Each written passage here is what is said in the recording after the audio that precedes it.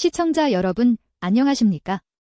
2026년 2월 27일 금요일 글로벌 인사이트 시작합니다. 오늘 세계 곳곳에서는 기존의 질서를 재편하려는 법적, 정치적 움직임이 그 어느 때보다 활발합니다. 한국 증시의 역사적인 고점 돌파부터 미국의 중동 외교, 그리고 유럽과 아시아를 잇는 새로운 협력 체계까지 준비했습니다. 오늘도 박 작가님과 함께 시대의 맥을 짚어보겠습니다. 작가님, 어서 오세요. 네, 반갑습니다. 오늘 뉴스를 관통하는 단어는 구조적 전환입니다. 단순히 수치가 오르고 내리는 것을 넘어 국가의 근간인 법과 제도가 기술 발전과 시대적 요구에 맞춰 옷을 갈아입고 있습니다. 19세기 독일의 비스마르크가 사회보장제도를 통해 근대 국가의 기틀을 닦았듯이 지금 전 세계는 인공지능과 자본의 투명성, 그리고 새로운 안보 지형을 바탕으로 국가라는 시스템을 재설계하고 있죠. 그 흥미진진한 변화의 현장들, 지금 바로 파헤쳐 보겠습니다. 한국 경제 소식부터 전해드리죠. 코스피 지수가 사상 처음으로 6,300선을 돌파하며 5천조 원 시대를 열었습니다. 인공지능 반도체와 자동차 산업의 활약이 대단하네요. 정말 놀라운 수치죠. 코스피 6,300.27이라는 숫자는 단순한 상승이 아닙니다. 이는 마치 1980년대 일본의 헤이세이 경기 초입이나 1990년대 미국의 닷컴 버블 전야를 연상시킬 만큼 뜨겁습니다.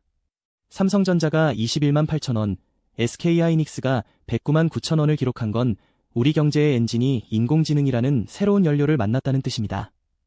여기에 국회를 통과한 자사주 소각 의무화 상법 개정안이 불을 지폈습니다. 이재명 대통령도 이를 자본시장 정상화의 핵심으로 보고 있죠. 주주 가치를 높이는 이 조치는 한국 증시의 고질적인 문제였던 코리아 디스카운트를 해소하는 역사적 분기점이 될 것입니다.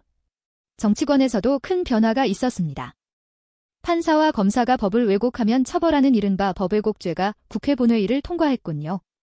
사법부에 대한 견제가 강화되는 모양새입니다. 네, 형법 개정안이 의결된 건데 이는 사법 권력에 대한 국민적 불신을 제도로 해결하겠다는 의지의 표명입니다. 역사적으로 보면 사법부의 독립과 책임 사이의 균형은 민주주의의 오랜 숙제였습니다. 18세기 프랑스의 몽테스키에가 주창한 삼권 분립의 원칙이 현대에 와서 견제와 균형이라는 이름으로 더 정교해지는 과정이라 볼 수 있죠. 다만 한동훈 전 대표가 윤석열 전 대통령의 개헌 문제를 두고 당내 침묵을 비판하며 백의종군 요구를 일축하는 등 여권 내 갈등은 여전합니다. 이재명 정부가 추진하는 부동산 투기 차단 정책과 함께 한국 정치는 지금 거대한 사법적, 경제적 리모델링을 겪고 있습니다. 사회적인 소식과 대북 소식도 있습니다. 북한이 한국을 불변의 주적으로 규정하며 남부 국경을 완전히 차단하기로 했고, 국내에서는 고독사 위험군 발굴 시스템이 가동된다고요? 북한은 대화와 협력을 완전히 배제한 강경 노선을 천명했는데 이는 냉전 시대의 극단적 대립으로 회귀하는 듯해 우려스럽습니다. 반면 우리 내부적으로는 송파 세모녀 12주기를 맞아 복지 사각지대 해소 목소리가 높습니다. 내일부터 본격 가동되는 고독사 위기 대응 시스템은 체납이나 자살 위험 등 27종의 정보를 연계해 연간 18만 명을 보호하겠다고 합니다. 첨단 기술이 증시만 올리는 게 아니라 이처럼 소외된 이들을 찾아내는 따뜻한 인공지능으로 작용하는 모습은 우리 사회가 지향해야 할 진정한 선진화의 방향이라 할 수 있겠네요. 미국으로 가보겠습니다. 도널드 트럼프 대통령이 이란과 핵 협상을 진행하는 동시에 중동의 군사력을 증강하며 강원 양면 전략을 구사하고 있습니다. 트럼프 대통령 특유의 거래의 기술이 중동이라는 거대한 판 위에서 펼쳐지고 있습니다.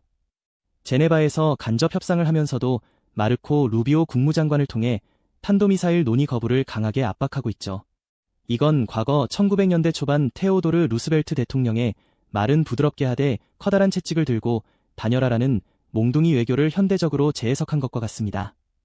동시에 러시아와 이란을 돕는 금융 채널을 차단하며 스위스은행의 미국 금융 시스템 접근을 막는 등 경제적 압박 수위도 최고조로 끌어올리고 있습니다. 내부적으로는 이민 정책을 두고 사법부와 충돌하고 있습니다. 연방판사가 트럼프 행정부의 제3국 추방 정책에 제동을 걸었군요.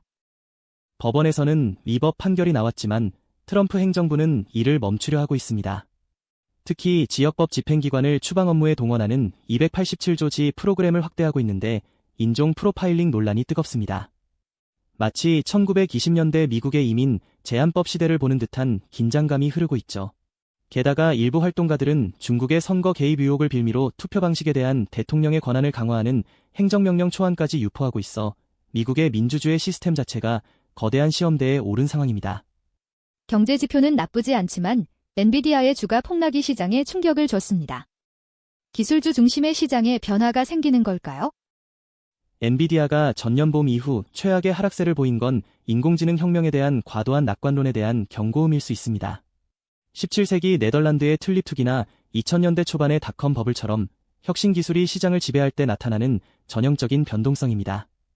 노동부가 근로자의 독립계약자 여부를 명확히 하는 새 규정을 제안한 것도 흥미롭습니다.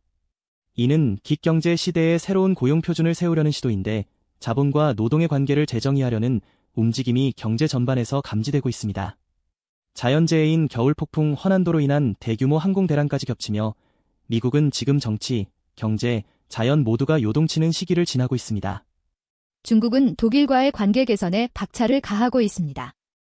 프리드리히 메르츠 독일 총리의 방중 성과가 발표되었네요. 네, 시진핑 주석과 리창 총리가 메르츠 총리를 극진히 대접했습니다. 전면적 전략적 동반자 관계를 심화하기로 했는데 특히 기후변화와 녹색 전환 분야에서의 협력이 핵심입니다. 중국 입장에선 미국의 압박 속에서 유럽의 맹주인 독일이라는 확실한 통로가 필요하죠. 재미있는 건 폭스바겐이나 지멘스 같은 독일의 거물급 기업 30여 곳이 동행했다는 겁니다. 이는 정치는 냉랭해도 경제적 실리는 챙기겠다는 독일의 실용주의와 시장을 여러 기술을 흡수하려는 중국의 이해관계가 맞물린 결과입니다. 내부적으로는 제15차 5개년 계획에 대한 논의가 본격화되었습니다. 미래 발전 방향을 설정하는 아주 중요한 회의죠. 전국인대 상무위원회에서 15차 5개년 계획 요강 초안을 심의 중인데 키워드는 역시 인공지능 플러스와 생태 환경입니다. 과거 중국의 계획 경제가 양적 성장에 집중했다면 이제는 인공지능을 통한 질적 발전으로의 완전한 전환을 꾀하고 있습니다. 농업에서도 인공지능을 이용해 옥수수의 내한성을 높이는 연구가 세계적 학술지 네이처에 실릴 만큼 기술적 진보가 대단합니다.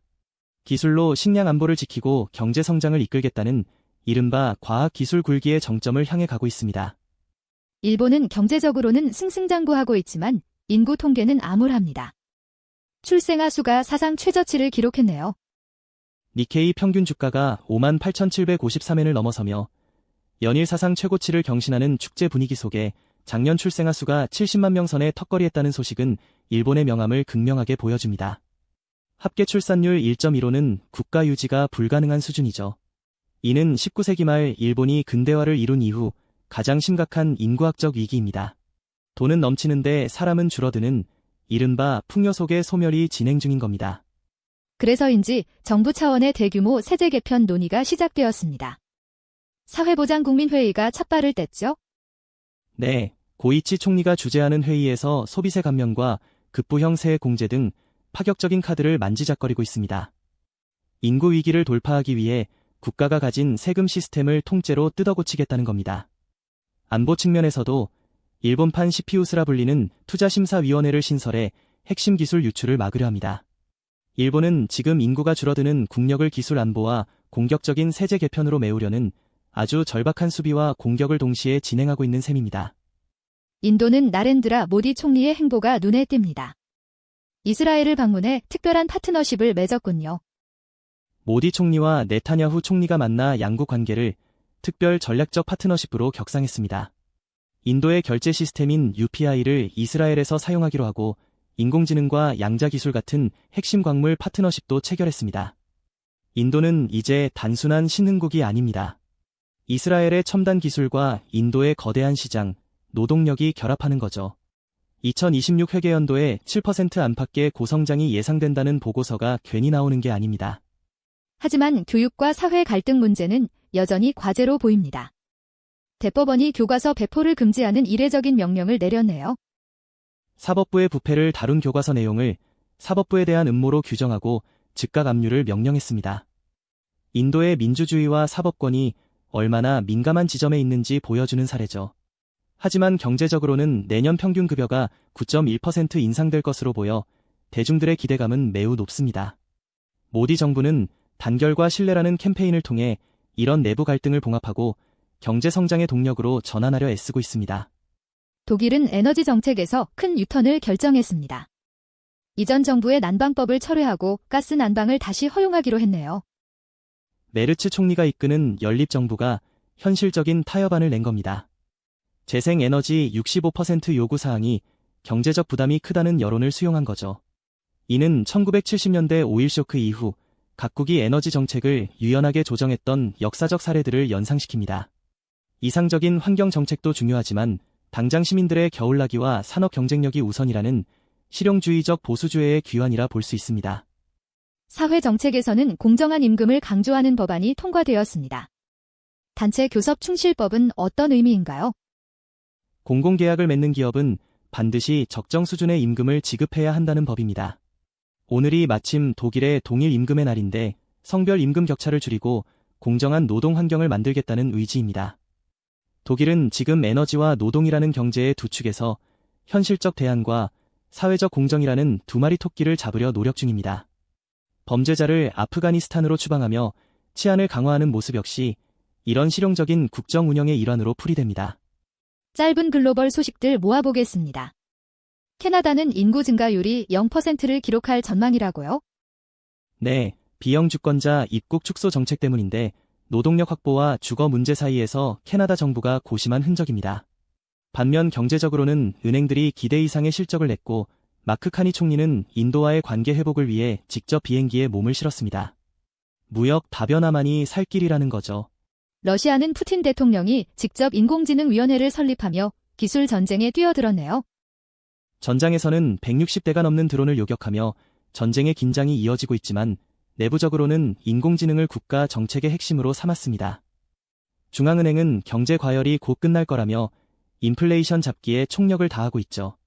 전쟁 중에도 기술 자립과 경제 안정화를 꾀하는 러시아의 이중적인 모습이 엿보입니다. 오늘 글로벌 인사이트는 한국의 증시 신기록부터 각국의 법적, 경제적 대전환기 모습을 짚어봤습니다. 작가님, 오늘 내용 한 줄로 정리해 주시죠. 낡은 법전이 기술의 속도를 따라잡지 못할 때 위기가 오지만 그 법을 새롭게 쓰는 과정은 곧 새로운 번영의 시작이다라고 말씀드리고 싶습니다. 과거의 질서에 머물지 않고 끊임없이 변화를 모색하는 국가들이 결국 미래의 주인공이 될 것입니다. 오늘 하루, 여러분의 삶 속에서도 새로운 가능성을 발견하는 귀한 시간 되시길 바랍니다. 활기차고 의미 있는 하루 되십시오. 고맙습니다. 건강하고 행복한 하루 보내세요. 감사합니다.